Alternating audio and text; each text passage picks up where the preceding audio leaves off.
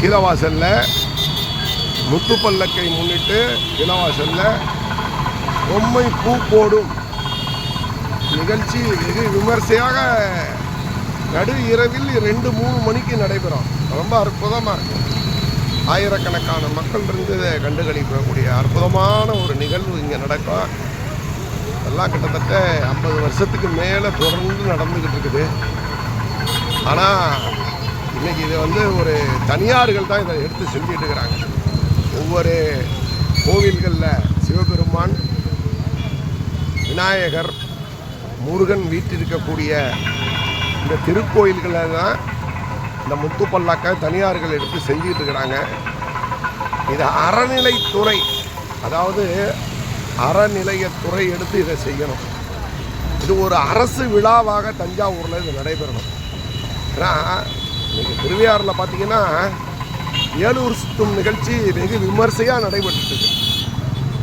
சுற்றுப்பட்டு 18 கிராமமும் அங்கே நிற்கும். அதே போல் தான் இங்கேயும் இந்த முத்துப்பல்லக்கில் பார்த்திங்கன்னா சுற்றுப்பட்டு கிராமம்லாம் வண்டி எடுத்துகிட்டு இங்கே நின்றுக்கிட்டு விசேஷமாக இதை கொண்டாடுவாங்க. மிட் நைட்டில் வண்ண விளக்குகளால் இந்த பல்லக்குகள் ஜோடனை பண்ணி அற்புதமான நிகழ்ச்சியாக இருக்கும்.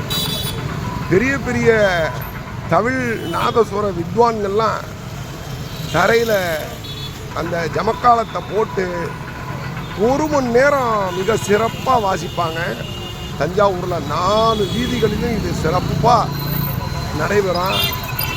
கூட்டம்னா கூட்டம் அப்படி இருக்கும். இன்றைக்கி காலப்போக்கில் இரவு நேரத்தில் இது நடக்கிறதால மக்கள் எல்லாம் தூங்கிடுறாங்க. இன்றைய தலைமுறைகள் தூங்கிட்டு இதுக்கெல்லாம் வர்றது கிடையாது. அதனால தான் பகலில் நடைபெறக்கூடிய கூட்டத்துக்கு இந்த தேர்லெல்லாம் மிகப்பெரிய ஒரு கூட்டத்தை காட்டுறாங்க. ஆனால் இது ஒரு பாரம்பரிய விழாவாக தஞ்சாவூரில் நடந்துக்கிட்டு இருக்குது. அதனால் அரசு இதை எடுத்து செஞ்சு இதுக்கு ஒரு நாள் அரசு விடுமுறை கூட கொடுக்கலாம். பல்லக்கு தேர் பார்த்திங்கன்னா 10 வருஷமாக தான் தஞ்சாவூரில் பெரிய கோயில் தேர் நடக்குது. இதுக்கு அரசு விடுமுறை கொடுக்கக்கூடிய இந்த அரசாங்கம் கிட்டத்தட்ட 50 வருடங்களுக்கு மேலாக நடக்கக்கூடிய இந்த ஒரு பல்லாக்கு கிட்டத்தட்ட ஒரு 15 பல்லாக்கு வரும். எண்ணுவாங்க 18 வந்துச்சு 20 வந்துச்சுன்னு. இன்றைக்கி 10 வர்றதே பெருசாக இருக்குது. செலவினங்கள் அவ்வளவு இருக்குது. ஆனால் இதை அரசாங்கம் கண்டுக்கிட்டா அப்படிங்கிறது ஒரு கேள்விக்குறி தான்.